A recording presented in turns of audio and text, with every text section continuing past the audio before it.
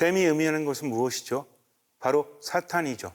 사탄은 하느님으로부터 점점 우리를 멀어지게 하기 위해서 우리를 유혹합니다. 그러면서 자신의 이빨을 우리 안에 들이받고 있는 거죠. 사탄의 독이 우리 안에 들어왔기 때문에 죄를 짓게 되는 거죠. 그러면서 상처를 받습니다. 우리 죄를 어쩌지 못하는 거죠. 그런데 예수님께서 십자가 위에서 돌아가심으로 우리에게 구원을 주신다는 것, 바로 그 독을 없애시고 당신의 피로써 우리를 채우신다는 겁니다. 그렇기 때문에 우리는 우리들의 힘으로 살아가는 것이 아니라 예수 그리스도의 힘으로 지금을 살아가는 거죠.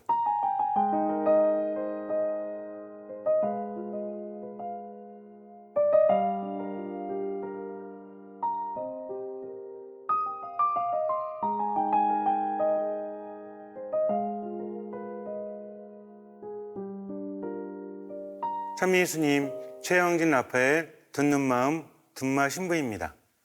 오늘은 하감세로 한번 시작해 보도록 하겠습니다.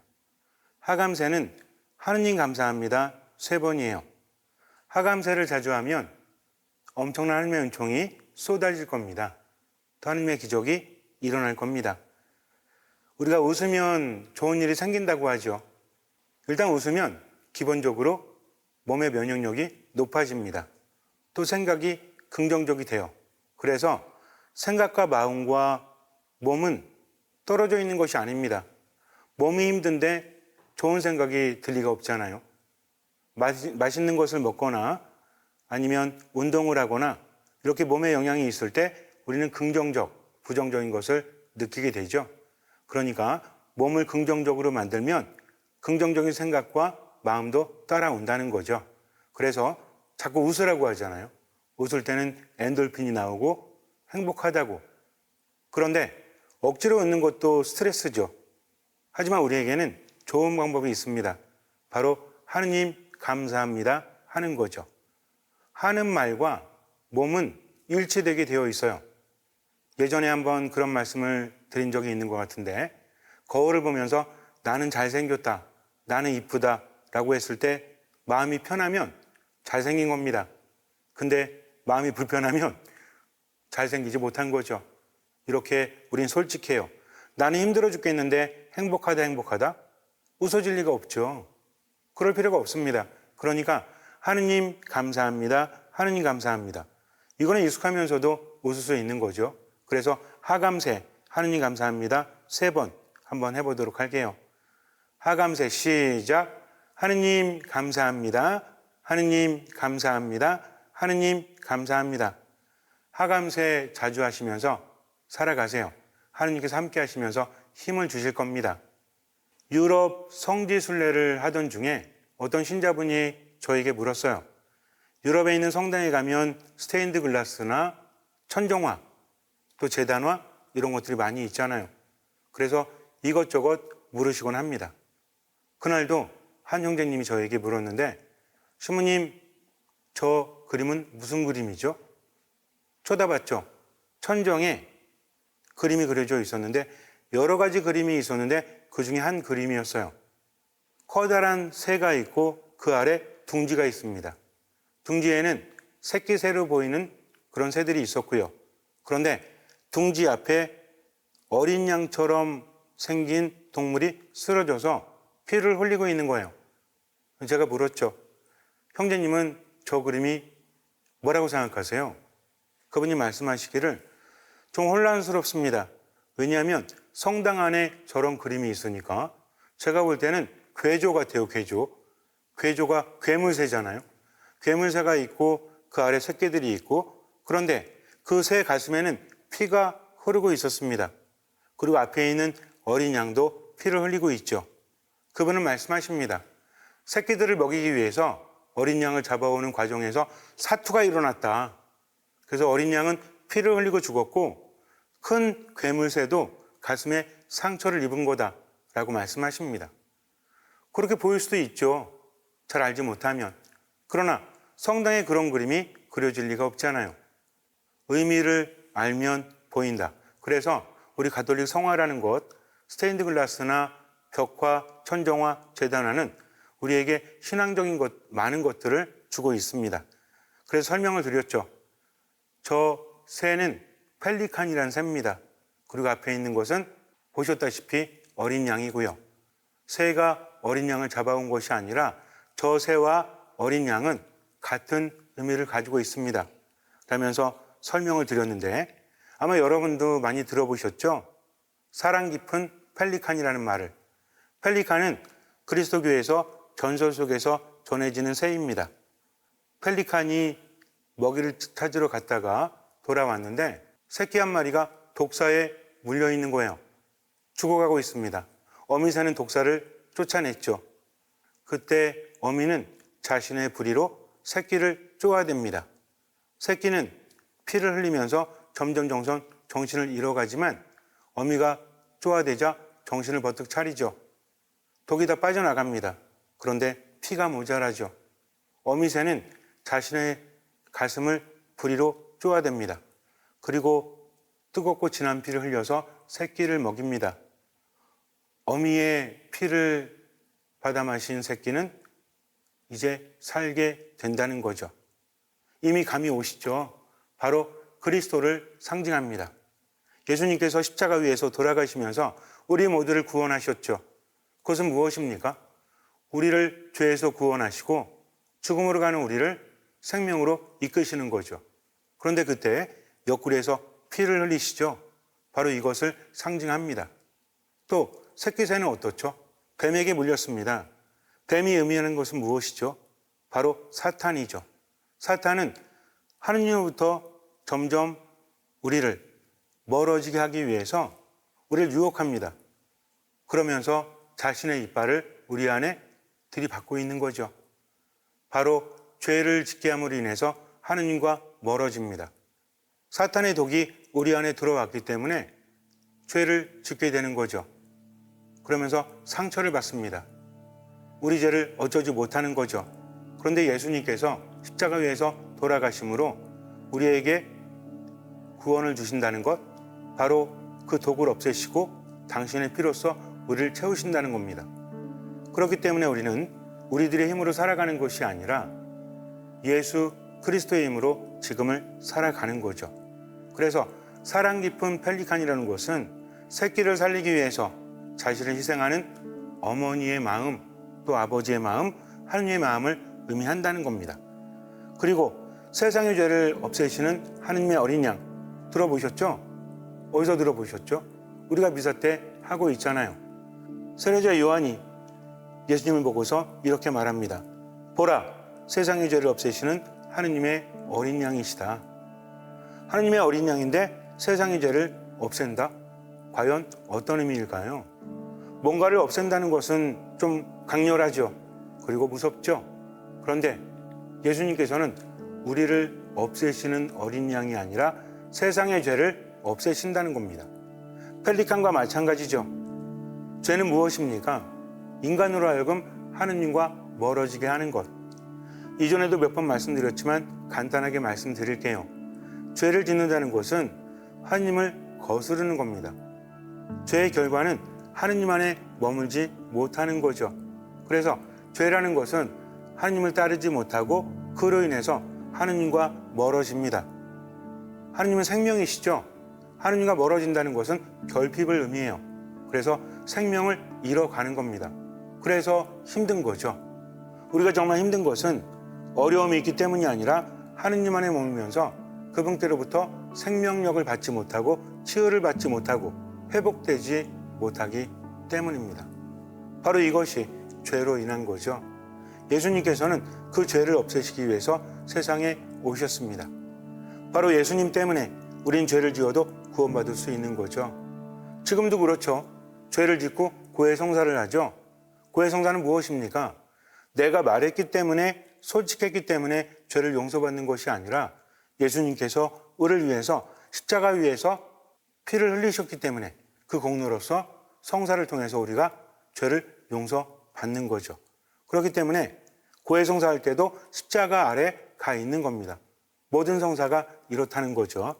그래서 그분은 우리의 죄를 없애시고 우리에게 생명력을 더해 주시는 분이다. 그런데 본인을 희생함으로써 그것을 이루셨다는 겁니다. 이게 대단한 거죠. 어떤 사람이 나한테 많은 걸 줬다? 근데 그 사람은 더 많이 갖고 있어요. 이런 것이 아니라 생명은 전부이지 않습니까? 그 전부인 생명을 우리에게 주셨다는 거죠. 왜? 우리를 사랑하시기 때문입니다. 그렇기 때문에 펠리칸과 어린 양은 우리의 죄를 없애고 우리를 하느님 안에 머물게 하는 것. 그래서 당신의 모든 것을 내어주신 하느님의 사랑, 이것입니다. 이거를 믿고 살아가는 거죠. 그래서 펠리칸, 또 하느님의 어린 양은 예로부터 그리스도교 안에서 그리스도의 희생과 성체 성사를 의미합니다. 우리는 성체 성사에 참여함으로써 하느님께 많은 것을 받을 수 있다는 거죠. 제가 한 번도 빠지지 않고 미사의 중요성에 대해서 여러분에게 말씀드리죠. 신앙은 그런 겁니다. 내가 열심히 했기 때문에, 내가 대단하기 때문에 하나님의 은총을 받는 것이 아니라 하느님께서 당신의 목숨을 내어 놓으셨기 때문에, 그 신앙이라는 것은 내가 하는 것보다 하느님께 맡기고 따라가는 것이 더 중요하다는 거죠. 그래서 미사 안에 머무는 겁니다. 미사 빠지지 마시고요. 주일 미사는 물론이고 평일 미사도 자주 봉헌하세요. 그러면 하느님께서 우리의 결핍을 없애시고 생명으로 충만하게 하십니다. 우리는 성 토마스의 성체 찬미가를 알고 있죠. 그 중에 한 부분은 이렇습니다. 사랑 깊은 펠리칸 주 예수님, 더러운 저를 주님의 피로 씻어주소서. 그 한 방울만으로도 온 세상을 모든 죄악에서 구해내시리이다. 그렇습니다. 그분의 피 한 방울, 사랑이 담긴 하나님의 피 한 방울은 우리를 구원하신다는 거죠. 그렇기 때문에 그분을 믿고 지금을 살아가는 겁니다. 세상을 살면서 가장 힘들 때가 언제죠? 바로 외로울 때라고 합니다. 언뜻 이해는 가지 않죠. 어쩌면 더 슬프고 힘든 일이 많은데, 그런데 인간은요, 혼자 살아갈 수 없습니다. 아무리 힘들어도 나와 함께하는 사람, 아무나 함께하는 게 아니잖아요. 나를 사랑하고 내가 사랑한 사람이 나와 함께한다면 우린 이겨낼 수 있는 거죠. 많은 사람들이 돈을 추구하고 명예를 추구하고 또 눈에 보이는 것들을 추구하죠. 우리도 마찬가지고요. 그것이 나쁜 것은 아닙니다. 그러나 그 모든 것들이 나에게 모든 것을 주진 않아요. 가장 중요한 것은 돈이 별로 없어도 나를 사랑하는 사람, 나를 사랑해주는 사람 함께 한다면 우리 힘을 낼 수 있는 겁니다. 낭만적인 말이 아닙니다. 이거는 정말 객관적이고 정말 중요한 말이죠. 때로는 사람들 때문에 상처받아서 함께 한다는 것을 피하는 경우도 있잖아요. 스스로 고립시키거나 또는 고립되는 경우도 있지 않습니까? 이건 다르다는 거죠. 누가 함께 하느냐? 어쨌든 인간은 혼자서 살아갈 수 없어요. 그렇게 만들어졌습니다. 그래서 홀로 떨어진다는 것은 문제가 있다는 겁니다. 절대 그러면 안 돼요. 홀로 떨어지면 몸도 마음도 정신도 약해지고요. 병 들어가기 때문입니다. 그래서 함께 하는 거죠. 신앙도 마찬가지죠. 만약에 하나님과 나의 관계 안에서 그냥 1대1의 관계만 중요하다면 우린 신앙 공동체라고 부르지 않죠. 우린 교회라고 부릅니다. 믿는 사람들의 모임이라는 거죠. 그리스도를 머리로 해서 우린 각 몸의 지체입니다. 그것은 무엇이냐면 서로 도우라는 거죠. 내가 좀 부족해도 다른 사람이 나를 돕습니다. 이게 공동체예요. 그렇기 때문에 기본적으로 신앙은 관계 안에서 함께하는 거다. 또 예수님 말씀하시잖아요. 내가 세상 끝날까지 항상 너희와 함께 있겠다. 그러니까 함께 하신 주님을 바라보고 지금을 살아가는 것. 근데 그분이 어떤 분이시다? 나를 나보다 더 잘하시고 나를 나보다 더 사랑하신다는 거죠. 사랑 깊은 펠리칸, 세상의 죄를 없애시는 하느님의 어린 양. 우리 인간의 삶을 보면 그럴 수밖에 없음을 우리는 알게 됩니다. 이미 어른이 되었기 때문에 알지 못하지만 갓난아이 때 어떻죠? 엄마 품에 있다가 몸에 힘이 생기면 엄마를 벗어나지 않습니까? 근데 이것은 벗어나는 게 아니죠. 왜냐하면 아이 눈에는 모든 것들이 신기합니다. 호기심이 생기죠. 그 영역을 넓혀가는 겁니다. 인간은 그래요. 가만히 있고 싶어도 호기심 때문에 조금씩 나아가는 거죠. 그런데 살다 보니 어때요? 아이가 키워서 엄마를 벗어났을 때 새로운 세계를 접하지 않습니까? 그냥 신기한 것도 있고 재미도 있지만 불안하잖아요. 인간은 어릴 때부터 스스로 약하다는 것을 압니다. 아이가 태어나자마자 아이를 안고서 이렇게 높였다가 낮췄다가 이런 거 해보셨나요? 아무 아이나 데리고 하면 안 되죠. 뭐 가족이라든지 친척이라든지. 근데 처음에 애들은 몰라요. 높은 걸 모릅니다. 그런데 이제 좀 자의식이 생기고 뭔가 감각이 생기잖아요. 그럼 그때 두려워합니다. 바로 이거라는 거죠. 그래서 점점 나이가 들고 점점 몸이 발달할수록 할 수 있는 것도 많지만 불안과 두려움은 더 커질 수밖에 없다는 거죠. 그러니까 아이들은 별로 위험한 상황에서도 겁을 내지 않지만 어른들은 걱정이 많잖아요. 왜? 아는 게 많고 이미 살아온 세월이 있기 때문에. 그래서 인간의 몸과 정신은 자라나면 자라날수록 더 불안과 두려움도 크게 느끼게 됩니다. 하느님 믿지 않고 세상을 살아간다? 어차피 힘들어집니다. 하느님을 믿고 살아간다? 그래도 힘들지만 뿌리가 다르기 때문에 그 안에서 얼마든지 해결책을 찾을 수 있다는 거죠. 그래서 하느님을 믿기 때문에 삶이 힘들거나 그런 것이 아니라 세상은 어차피 힘들어요, 인간에게. 하지만 하느님을 믿는다면 그 안에서 치유받고 그 안에서 채워지고 이것을 절대로 잊지 말아야 됩니다. 어쨌든 아이는 세상을 알아가면서 조금씩 넓히지만 이내 엄마 품으로 돌아오죠. 이것을 안정기지라고 합니다. 심리학에서는. 그래서 아이가 세상을 탐색하다가 돌아올 때가 있어야만 편안할 수 있다는 거죠. 근데 엄마 품이 없잖아요. 뭐 엄마든 아빠든 돌아갈 곳이 없잖아요. 아이는 탐색을 하지 못합니다. 왜?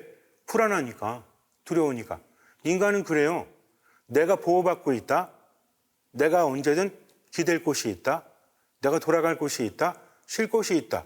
라고 하면 무엇이든 합니다. 그러나 이 안정기지가 없다면 인간은 뭔가를 할 수 없다는 거죠. 이런 존재예요. 그렇기 때문에 하느님이 나보다 더 사랑하시고 나를 나보다 더 잘 아신다. 그분은 당신께 돌아오는 나를 절대로 거부하지 않으시고 버리지 않으신다. 믿으십시오. 그리고 하느님 안에 머무십시오.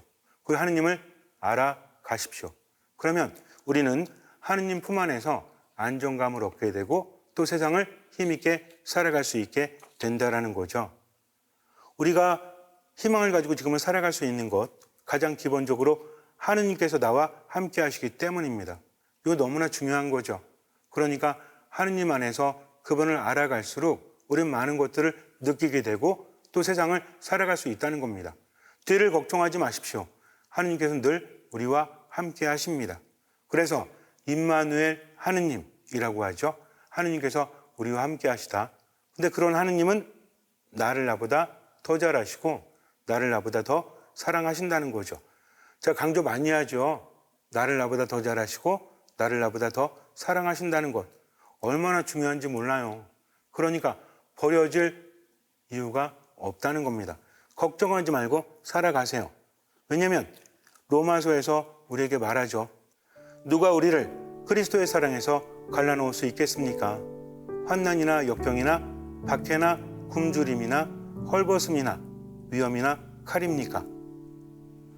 그러나 우리는 우리를 사랑해 주신 분의 도움에 힘입어 이 모든 것을 이겨내고도 남습니다. 나는 확신합니다. 죽음도 삶도 천사도 권세도 현재의 것도 미래의 것도 권능도 저 높은 곳도 저 깊은 곳도 그 밖에 어떤 피조물도 우리 주 그리스도 예수님 안에서 드러난 하나님의 사랑에서 우리를 떼어놓을 수 없습니다.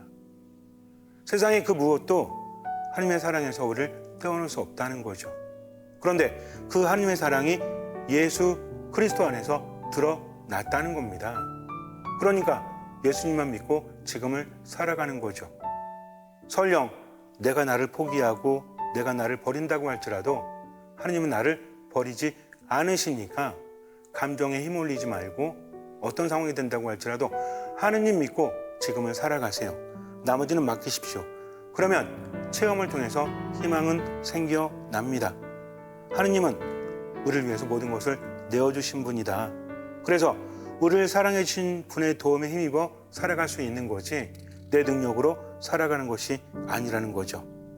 우리가 아무리 볼품이 없고 나약하고 부족하고 실수해도 하느님은 우리를 버리지 못하십니다. 그러므로 우리는 과거나 미래의 불안에 갇힐 필요가 없어요. 하느님만 믿고 지금을 살아가는 거죠. 예수님은 하느님의 사랑을 우리에게 자주 표현하십니다. 그러면서 요한복음 15장에서 이런 말씀을 하시죠. 너무나 중요합니다. 내 안에 머물러라. 나도 너희 안에 머무르겠다. 가지가 포도나무에 붙여 있지 않으면 스스로 열매를 맺을 수 없는 것처럼 너희도 내 안에 머무르지 않으면 열매를 맺지 못한다. 내가 능력이 없기 때문에 열매를 맺지 못하는 것이 아니라 그분 안에 머물지 못하기 때문입니다. 예수님은 더욱더 구체적으로 말씀하십니다. 나는 포도나무요 너희는 가지다. 내 안에 머무르고 나도 그 안에 머무르는 사람은 많은 열매를 맺는다. 그리고 아주 중요한 말씀하십니다. 너희는 나 없이 아무것도 하지 못한다. 그러니 그분 안에 머물러야 한다는 거죠. 눈앞이 캄캄할 때가 있죠. 절망스러울 때가 있어요. 엄마 보고 싶을 때가 있죠. 엄마 품이 그립다는 겁니다. 돌아갈 데가 없다는 거예요.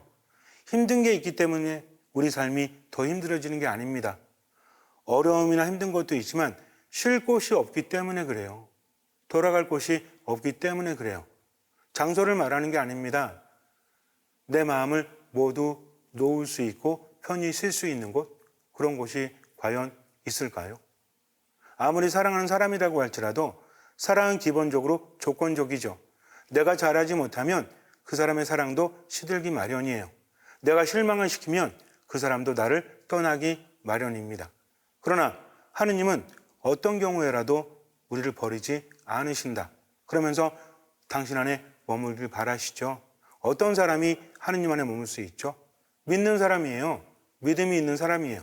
그 믿음은 무엇입니까? 하느님을 신뢰하고 그분의 뜻대로 지금을 살아가는 것.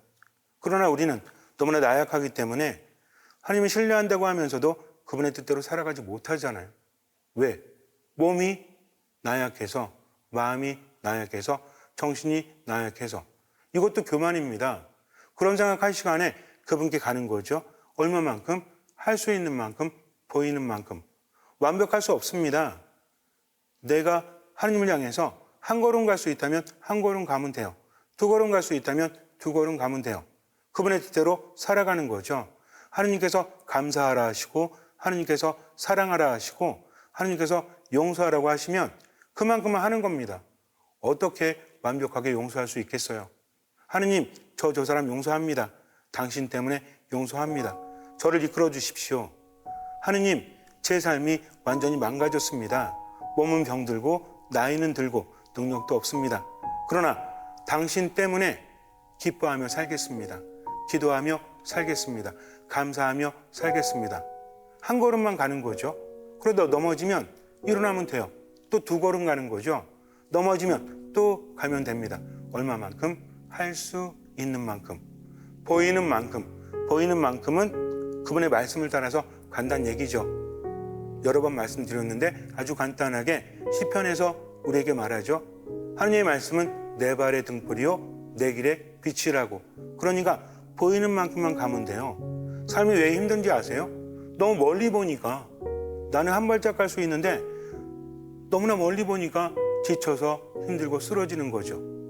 그러니까 생각하면서 에너지를 소진하는 겁니다. 그러지 마세요. 우리는 하느님 믿고 단순하게 지금만 살아가는 겁니다.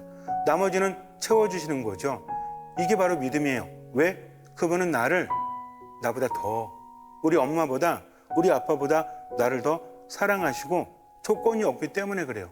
돌아가기만 하면 된다. 회개가 뭐라고 했죠? 믿음을 갖는 거다. 그분을 신뢰하는 거다. 어쩌면 점점 하느님과 멀어졌지만 그분께 방향을 전환하는 거다. 회개라는 것은 메타노이아, 방향을 전환하는 거거든요. 즉 하느님 안에 머물지 못했던 내 생각, 내 기분, 내 말과 행동을 지금 이 순간 하느님을 신뢰하면서 그분께 방향만 전환하는 겁니다. 그리고 할 수 있는 만큼만 가세요. 보이는 만큼만 가세요. 나머지는 채워주십니다. 잠시 눈을 감으세요. 사랑 깊은 펠리칸, 세상의 죄를 없애시는 하느님의 어린 양, 모두 우리를 위해서 모든 것을 내어주신 하느님의 희생적 사랑을 의미합니다. 내가 나를 버릴지라도 하느님은 나를 버리지 않으십니다. 그러니까 아무리 힘들고 괴로워도 하느님 믿고 지금을 살아가세요. 미사 말씀 기도 안에 듣는 마음으로 머무시고요. 하느님의 말씀이 들렸다면 그분의 뜻대로 지금을 할 수 있는 만큼 보이는 만큼만 살아가고 나머지는 맡기십시오. 주님께서는 그 믿음을 보시고 우리 삶에 놀라운 기적을 일으켜 주실 것입니다. 아멘.